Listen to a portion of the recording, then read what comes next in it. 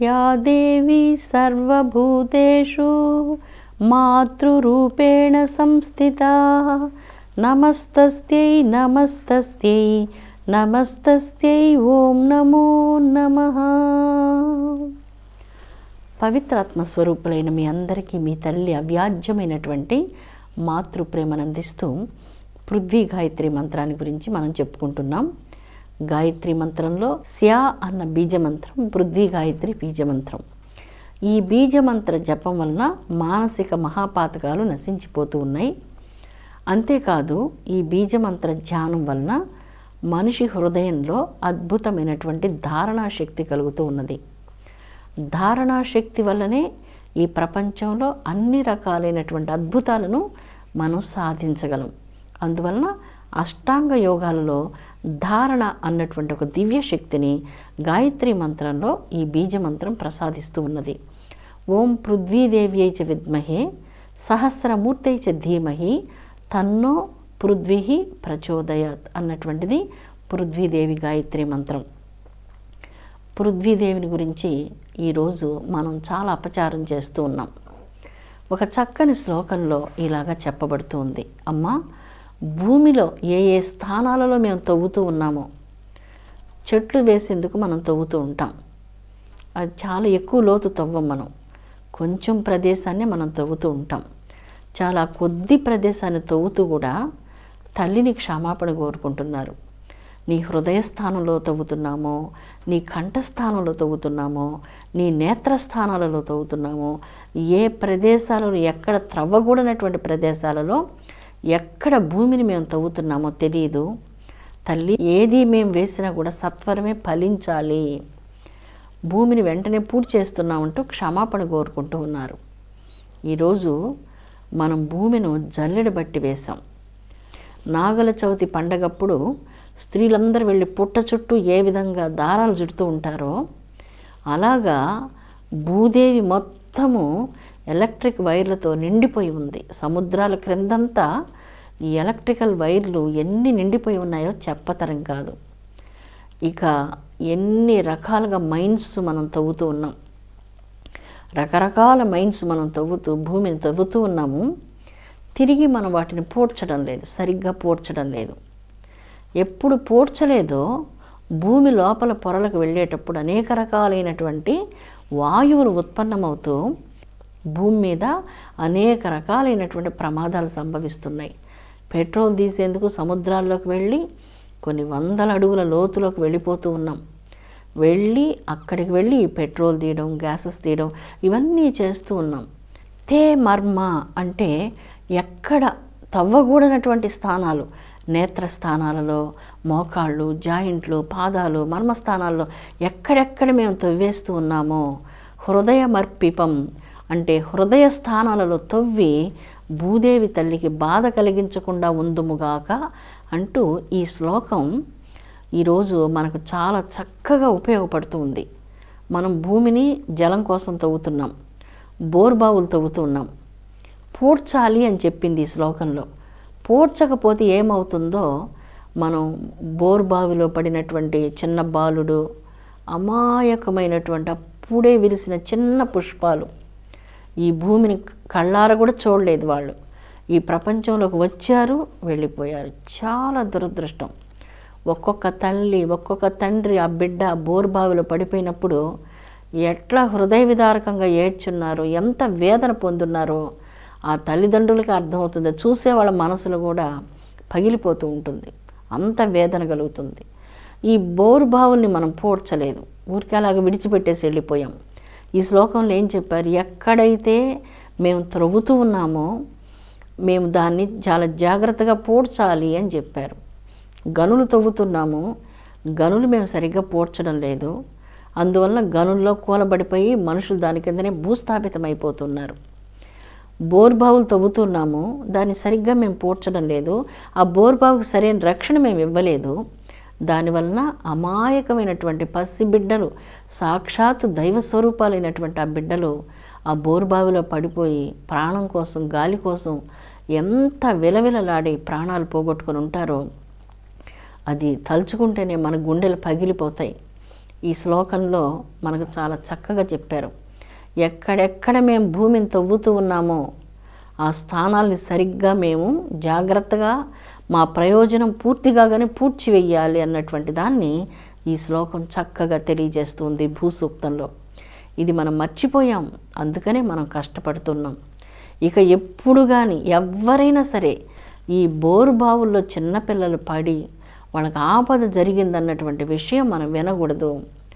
అంటే తవ్వినటువంటి వాళ్ళు మర్చిపోయినా మన చుట్టుప్రక్కల తిరిగేటువంటి మనందరం ఉన్నాం కదా, మనందరం కూడా ఇది మన దృష్టికి వచ్చినప్పుడు అక్కడ ఉండేటువంటి మనుషులకు ఒక మంచి అవేర్నెస్ ఇవ్వాలి.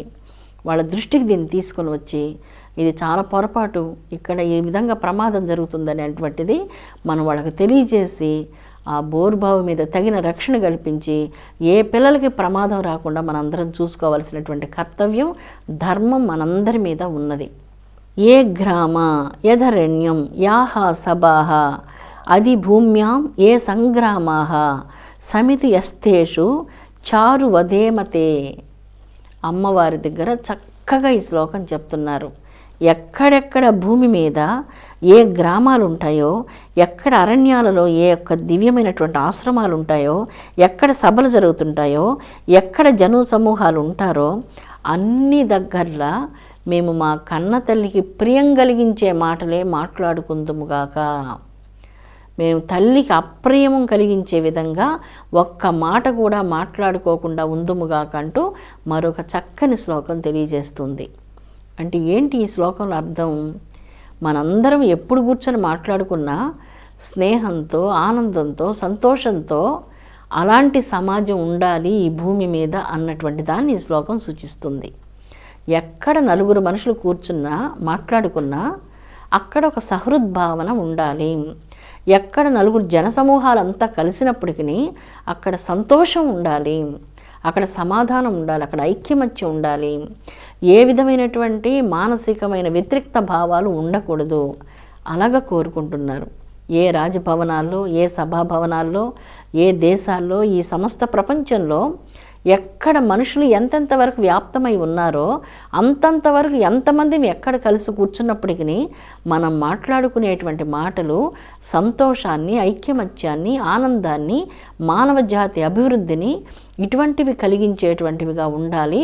అలాంటి మాటలు, అమ్మకు ప్రియమైనటువంటి మాటలు మనం మాట్లాడుకోవాలి అంటూ ఈ చక్కని కమనీయ శ్లోకం ద్వారా మనకు తెలియజేస్తూ ఉన్నారు.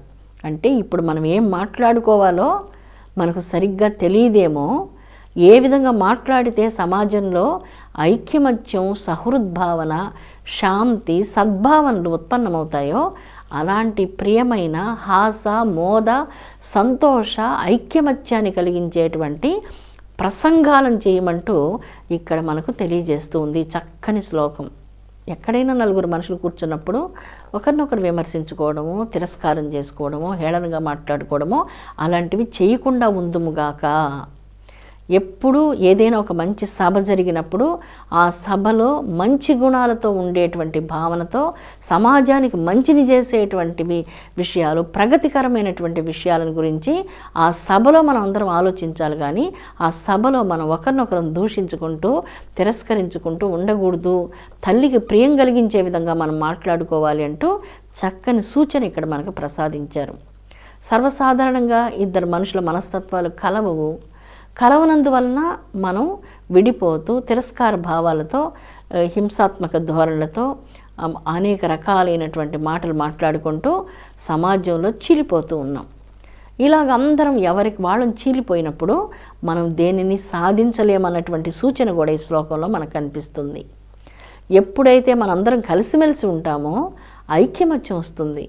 ఐక్యమత్యంతో చాలా గడ్డిపోచలన్నీ కలిసి ఏనుగును కూడా ఎలాగ బంధిస్తాయో అదేవిధంగా ఐక్యమత్యంలో చిన్నవాళ్ళు, పెద్దవాళ్ళు, శ్రామిక వర్గం, వ్యాపార వర్గం, సైనిక వర్గం, వ్యవసాయ వర్గం అన్ని వర్గాల వాళ్ళం ఎప్పుడైతే కలుస్తామో భూమి మీద ఉన్నటువంటి ప్రతి సమస్యను మనం పరిష్కారం చేసుకోగలము.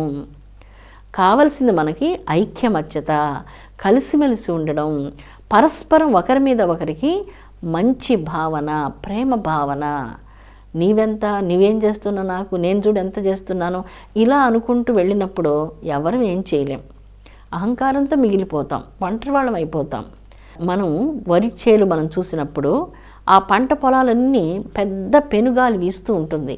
ఆ గాలి వచ్చినప్పుడంతా ఆ పంట అలాగే తల వంచి వేస్తుంది. గాలి వెళ్ళిపోయాక తిరిగి యథాస్థితిలో నిలుచుకుంటుంది.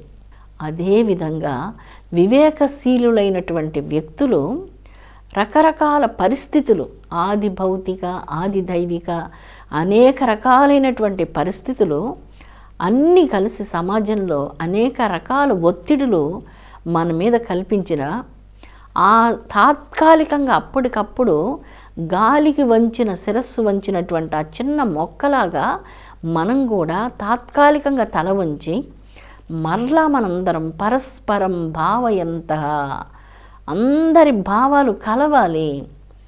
మనం ఒకరి మీద ఒకరికి ఆత్మీయత భావన కావాలి. ఇదే మనం ఎన్నిసార్లు మాట్లాడుకున్నా వస్తుంది. ఆత్మీయత భావన లేకపోతే ఎవరికి వాళ్ళం విడిపోతాము. ఒంటరిగా మీరు ఎవ్వరు ఏమీ సాధించలేరు. నేను కానీ, మీరు కానీ, రాజ్యాలు కానీ, దేశాలు కానీ, ఎవ్వరు కానీ ఏమీ సాధించలేరు.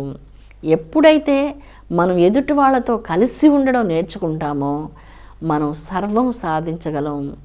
ఐక్యమత్యంలో, ఆత్మీయతలో, ప్రేమలో అన్నీ సాధ్యమవుతాయి. ఇదే మనకు ఈ యొక్క భూసూక్తం ద్వారా మనకు తెలుస్తూ ఉన్నది. భూసూక్తంలో మనకు చెప్పేది ఏంటంటే, ఎక్కడ నలుగురు మనుషులు కూర్చున్నా వాదించుకోవడం, నిందించుకోవడం, తిరస్కరించుకోవడం, అసభ్యంగా మాట్లాడుకోవడం వద్దు. ఈ మాటలు అమ్మకు సంతోషం కలిగించలేవు. అమ్మకు ఏది సంతోషం కలిగిస్తుంది? ఇక్కడ చక్కగా ఈ శ్లోకంలో ఏ గ్రామ యదరణ్యం యా సభాః అధిభూమ్యాం ఏ సంగ్రామాః సమిత యస్తేషు చారు వధే మతే. చారు అంటే చాలా ప్రియమైనటువంటి వధే వాక్కులను మేము మంచి మతితో మాట్లాడుకుంటూ అమ్మకు ప్రియమును కలిగింతుముగాక. భూదేవి తల్లికి మేము సంతోషాన్ని కలిగించాలి అంటే మేమంతా కలిసిమెలిసి ఉండాలి, మనమంతా ఐక్యమత్యంతో ఉండాలి, మనమంతా ప్రియమైనటువంటి సంభాషణలు చేయాలి. ఎప్పుడు మనం ప్రియంగా సంభాషణ చేస్తాము? మనం ఒకరి మీద ఒకరు ద్వేషం ఉంటే మనకు ప్రియమైనటువంటి సంభాషణలు మనసులోకి వస్తాయా? రావు. ఎప్పుడు మన అంతరంగం ఆత్మీయతతో ఉంటుందో, ప్రేమతో పొంగి పొర్లుతుంటుందో, మంచి గుణాలతో ఉంటుందో అప్పుడే మనం ఒక మంచి సంభాషణ చేయగలం. అలాంటి మంచి సంభాషణలు చేయాలి, అలాంటి వాళ్ళతో ఈ భూమి నిండిపోవాలి అంటూ ఈ చక్కగా ఈ శ్లోకంలో చాలా పవిత్రమైనటువంటి మానవ జగత్తును భూదేవి కోరుకుంటుంది అంటూ ఋషులు చాలా అద్భుతంగా ఈ చిన్న శ్లోకంలో మానవాళి ఏ విధంగా ఉంటే విశ్వశాంతి వర్ధిల్లుతుందో, విశ్వ ప్రగతి కలుగుతుందో, విశ్వ కళ్యాణం కలుగుతుందో ఈ ఒక్క శ్లోకంలో మనకు తెలియజేయబడుతూ ఉన్నది. పవిత్రాత్మ స్వరూపులారా, ఈ సంవత్సరం ఈ భయంకరమైనటువంటి ఈ గ్లోబల్ రేడియేషన్ వల్ల మనం ఉన్నటువంటి భూమి, మన మానవాళి భయంకరమైనటువంటి ఒక క్షామంలోనికి ప్రవేశించింది. ప్రపంచంలో ఈ యొక్క ఆహార ధాన్యాలు పండించేటువంటిది వర్ష శాతం బాగా తగ్గి భూమి మీద ఉన్నటువంటి నదులన్నీ కూడా చాలా వరకు జల శాతం బాగా తగ్గిపోయాయి, చాలా కష్టం సంభవించింది అని తెలియజేయబడింది. మరి భూమి మీద చల్లటి వాతావరణం కావాలి అంటే మనం మంచి యజ్ఞాలు చేయాలి. యజ్ఞం వాతావరణ కాలుష్యాన్ని నిర్మూలనం చేస్తుంది, భూమికి శాంతినిస్తుంది. పవిత్రమైనటువంటి మంచి వాతావరణం వలన మేఘాలు మంచిగా ఆరోగ్యవంతమైనటువంటి మేఘాలు ఉండి భూమి మీద ఉన్నటువంటి పొల్యూషన్ వల్లంతా మేఘాలు కూడా బాగా కలుషితమైపోయాయి. ఆ కలుషితమైనటువంటి జలాలనే మేఘాలు వర్షిస్తున్నాయి. మీరు కూడా విని ఉంటారు, యాసిడ్ రెయిన్స్ వస్తున్నాయని వినుంటారు కదా. అంటే ఎంతగా మనం కెమికల్స్ వాడి ఉంటే యాసిడ్ రెయిన్స్ వస్తున్నాయో చూడండి. అదే మనం మంచిగా యజ్ఞయాగాదులు చేయడం వలన ఈ యొక్క మేఘాలన్నీ కూడా బాగా కలుషితం తగ్గిపోయి అందులో నుంచి మంచి వర్షం భూమి మీదకి కురుస్తుంది. ఎక్కువ మంది ఎంతసేపు అందరం కంప్యూటర్కే వెళ్ళిపోకుండా కొంతమంది అగ్రికల్చర్లోకి రావాలి. అగ్రికల్చర్లో కొత్త కొత్త పందాలు తీసుకొని వచ్చి సహజ వనరులతో సహజమైనటువంటి ఆవు పేడ ఎరువులు ఇలాంటివి వాడి ఆరోగ్యవంతమైనటువంటి పంటలను పండించేదానికోసం ఇప్పుడు ఈ యొక్క యువతరం అంతా అద్భుతమైనటువంటి యువశక్తి దీని మీద దృష్టిని కేంద్రీకరిస్తే మన ప్రపంచం ఆల్రెడీ ఈ యొక్క డేంజరస్ జోన్లోకి వెళ్ళిపోయింది వరల్డ్ అని చెప్పేసి దాన్ని డిక్లేర్ చేశారు. భూమి డేంజరస్ జోన్లోకి ఆహారం లేకుండా వెళ్ళిపోవడం ఏంటి అంటే, ఇప్పుడు 100 మంది భోంచేయాలి. 100 మంది భోంచేయాలి అంటే కనీసం ఒక 50 కిలోలు బియ్యం ఇంట్లో రెడీగా ఉంటే అందరికి 100 మందికి భోజనం పెట్టగలం. 100 మంది భోజనానికి వస్తున్నారు, ఒక్క సేరే బియ్యం ఉన్నాయి, 100 మందికి అన్నం పెట్టాలంటే నా వల్ల కాదు. 100 మందికి ఒక్కసేరు బియ్యంతో ఎలా పెట్టగలము? అదే డేంజరస్ జోన్లోకి ప్రపంచం వెళ్ళిపోవడం. ధనం ఉండేటువంటి వాళ్ళు ఎంత విలువైన కాయగూరలైనా ఏ వస్తువులైనా కొనుక్కోగలరు. బీదల సాధల యొక్క విషయం ఏంటి? అందుకోసమే ఈ యొక్క వ్యవసాయ రంగంలో కొత్త విధానాలు తీసుకొచ్చి ఈ యొక్క రసాయన ద్రవ్యాలను వాడకుండా ఆరోగ్యవంతమైనటువంటి సహజమైనటువంటి సేంద్రియ ఎరువులను వాడి గోమాతల యొక్క దివ్యమైనటువంటి ఆవు పేడతో గోమూత్రంతో భూమిని తిరిగి సస్యశ్యామలం చేసుకోవచ్చు. భూమిలో ఉన్నటువంటి కలుషిత వాతావరణాన్ని అంతా తొలగించి గోమయంతో గోమూత్రంతో తిరిగి చవిటి నేలను మనం సారవంతమైనటువంటి భూములుగా తయారు చేసుకోవచ్చు. ఇలాగ చేసుకొని మంచి పంటలు పండించేందుకు యువతరం అంతా ముందుకు వస్తే చాలా సమస్యలు మనం పరిష్కారం చేసుకోవచ్చు. మీరు అప్పుడప్పుడు చూస్తూ ఉంటారు, నేల రాలేటువంటి ప్రతి బొట్టును రేపటి కోసం దాచిపెట్టునంటూ. మీరు అక్కడక్కడ చూస్తూ ఉంటారు, నేల రాలేటువంటి ప్రతి బొట్టును రేపటి కోసం దాచిపెట్టునని. అలాగే నీళ్లు వదిలేసి వెళ్ళిపోతూ ఉంటాము, అది చాలా తప్పు. రాబోయే రోజుల్లో జలం దొరకదు. ఒకానొక వేదకాలంలో గంగానది చాలా ఎండిపోయిందట. అప్పుడు అనసూయ తల్లి ఆ గంగానదిని తన తపోశక్తి చేత తిరిగి మానవులకు ప్రసాదించింది. ఎప్పుడో వేదకాలంలో జరిగింది. ఈ కాలంలో మనందరం జలాన్ని, ఒక్క బొట్టు జలాన్ని ₹1,00,00,000 అంత విలువగా చూసుకోవాలి. అంత విలువగా చూసుకోవాలి. ఈరోజు మన ఇష్టం వచ్చినట్లు నీళ్లు పారబోస్తూ వృధా చేస్తున్నప్పుడు రేపు రాబోయేటువంటి తరాల వాళ్ళకి జలం ఉండదు. జలం లేకపోతే జీవం లేదు. అందుకనే ప్రతి బొట్టు, నేల రాలేటువంటి ప్రతి బొట్టును రేపటి కోసం దాచిపెట్టాలనేటువంటిది ఎప్పుడు మనం హృదయంలో పెట్టుకోవాలి. ఈ యొక్క వాటర్ హార్వెస్టింగ్ చేస్తుంటారు కదా, అవన్నీ మనం చేసుకోవాలి. మన ఇంటి కోసం చేసుకోవాలి, మన పొలాల కోసం చేసుకోవాలి, మన భూదేవి కోసం చేసుకోవాలి, మన భూమి తల్లిని మనం రక్షించుకోవాలి. అనేక రంగాల్లో మన భూమిని రక్షించుకునేందుకు మనందరం మన పాత్రను వహించగలిగిన రోజున భూమికి చాలా శాంతి కలుగుతుంది. మనకి ఈ భావన కలిగిందని రోజునే భూదేవి తల్లికి సంతోషం కలుగుతుంది. భూదేవి తల్లి యొక్క హృదయ స్పందన, మన హృదయ స్పందన ఒక్కటిగా ఉండాలి. అలా ఒక్కటిగా చేసేదే కదా వాస్తుశాస్త్రం. భూమి తల్లి హృదయ స్పందనతో అందులో నివసించేటువంటి మానవుని హృదయ స్పందన ఎప్పుడు ఒకటవుతుందో శాంతియుతమైనటువంటి జీవితాన్ని మనం గడుపుతాం. అమ్మఒడిలో శాంతిగా ఉంటాం, ధర్మంతో జీవిస్తాం. ఎప్పుడు మనం అసంతృప్తితో దుఃఖపడుతూ నాకు అది లేదు, ఇది లేదు, ఏదో కావాలి, ఏదో పొందలేదన్నట్లుగా నిరంతరం అసంతృప్తితో ఉండడం కూడా అంత మంచిది కానే కాదు. అమ్మ మనకు చాలా ఇచ్చింది, ఎన్నో ఇచ్చింది. మనకు ఇచ్చిన దాంతో మనం సంతోషపడాలి. ఇంకా ఎంతోమందికి చాలా లేవు, వాళ్ళు ఎన్నో కష్టాలు పడుతున్నారు, భోంచేసేదానికి అన్నం లేదు. అనేక రకాల సమస్యలతో ఉండే వాళ్ళతో పోల్చుకున్నప్పుడు మనం నిజంగా ఎంతో సంతోషంతో ఉన్నాం. ఈ సంతోష సమాధానాలు అందరికీ లభించాలని మనం కోరుకోవడం మన ధర్మం, మన కర్తవ్యం కూడా. ఇంటిలో మంచిగా మన బావిలో చాలా నీళ్ళు ఉంటాయి.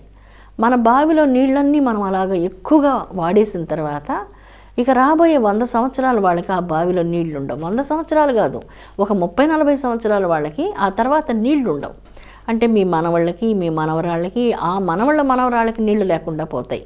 అందుకోసమే ప్రతి జలబిందువు మన ప్రాణబంధువుగా, మన ఆత్మబంధువుగా మనం భావించాలి.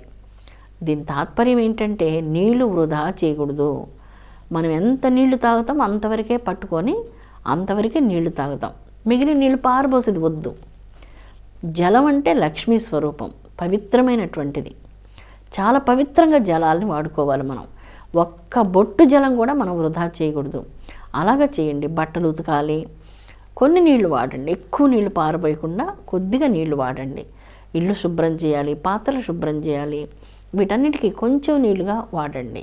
అలాగా ఇంటిలో కూడా గార్డెన్కి ఎక్కువ నీళ్ళు వృధా చేయకుండా మనం ఇప్పుడు వేడి ప్రదేశాలు, బాగా ఎండగా ఉండేటువంటి ప్రదేశాల్లో మనం నివసిస్తున్నప్పుడు ఆ వాతావరణానికి అనుగుణ్యంగా ఉండేటువంటి చెట్లనే మనం అక్కడ నాటినప్పుడు నీళ్ళు ఎక్కువగా ఆ చెట్లు తీసుకోవడానికి కోరుకోవు. అందువల్ల అవి ఒక 2-3 రోజులు నీళ్ళు లేకపోయినా కూడా బాగా బ్రతుకుతాయి. అలాంటి చెట్లను మన ఇంటి ముందర మనం పెంచవచ్చు. అందుకే మన వాతావరణంలో బెల్వ చెట్టు వేసుకోండి అన్నారు. ఇంటిలో ఏ భాగంలో బెల్వ చెట్టు వేసినా మనకు ఆరోగ్యాన్ని కలిగిస్తుంది, లక్ష్మి మన వాకిట్లో నిలిచి ఉంటుంది. ఆ బెల్వ వృక్షం సాక్షాత్తు లక్ష్మీ స్వరూపం. బెల్వ వృక్షాన్ని ఏ వైపున పెట్టుకోవచ్చు అంటే ఉత్తరం వైపున పెట్టుకోవచ్చు, దక్షిణం ఉండొచ్చు, పడమర ఉండవచ్చు, తూర్పున ఉండవచ్చు. అష్టదిక్కులలో ఏ మూల బెల్వ వృక్షం ఉన్నా అన్ని మూలలా కాపాడుతుంది, మంచి ఆక్సిజన్ ఇస్తుంది, ప్రాణశక్తిని ఇస్తుంది, దైవ తేజస్సుని ఇస్తుంది. ఆ గాలి చాలా మంచిది. చిన్న కుండీల్లో కూడా మీరు బెల్వ వృక్షాలను పెంచుకోవచ్చు. మీ పూజ సమయంలో ఆ వృక్షానికి ప్రదక్షిణం చేసుకోవచ్చు. ఎప్పుడైనా 1-2 బెల్వ పత్రాలు ఈశ్వరునికి సమర్పించుకోవచ్చు.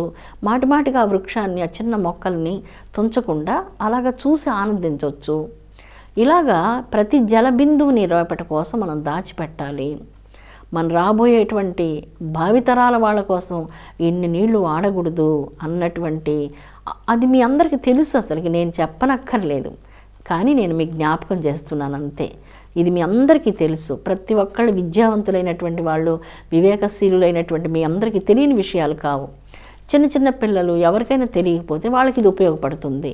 తెలిసినటువంటి మీకు కూడా ఏంటంటే అమ్మ కూడా చెప్పారు కదా, మనం కూడా ఇలాగ చేస్తే బాగుంటుందంటూ 10 బకెట్లు నీళ్లు పారబోసేదానికంటే 1 బకెట్ జలంతో మీరు స్నానం చేసినప్పుడు జలం వృధాగా కాకుండా ఉంటుంది. ప్రతి జలబిందువు మన ఆత్మబంధువు, మన ప్రాణబంధువు అన్నటువంటి మాటను మనం నిజం చేసినటువంటి వాళ్ళమవుతాం. భావితరాల వాళ్ళకి నీళ్లను అందించినటువంటి వాళ్ళమవుతాం. భూమి మీద ఉన్నటువంటి పర్యావరణాన్ని మనం రక్షించుకున్నటువంటి వాళ్ళమవుతాం. మనం ఎన్నో మంచి పనులు చేసేందుకు, చిన్న చిన్న పనుల వల్ల కూడా ఈ భూదేవిని మనం రక్షించుకునేందుకు అనేక రకాల అవకాశాలు ఉన్నాయి. పవిత్రాత్మ స్వరూపులారా, పవిత్రమైనటువంటిది మనం నివసించేటువంటి ఈ భూమి తల్లి, సర్వోత్కృష్టమైనటువంటి వాతావరణం, ప్రాణవాయువు, గాలి, అందమైనటువంటి పుష్పాలు, అందమైన జీవరాశులు, సుందరమైనటువంటి మానవతా ధర్మాలతో మూర్తిభవించిన పవిత్రమూర్తులకు ఆలవాలం ఈ భూదేవి. అటువంటి భూదేవిని మనందరం పరిరక్షించుకుందాం. భూమి మీద శాంతి వర్ధిల్లాలని భూదేవి తల్లికి అందరం హృదయపూర్వకంగా ఆత్మాంజలిని సమర్పిద్దాం. విశ్వశాంతి వర్ధిల్లునుగాక. ఓం శాంతి శాంతి శాంతి.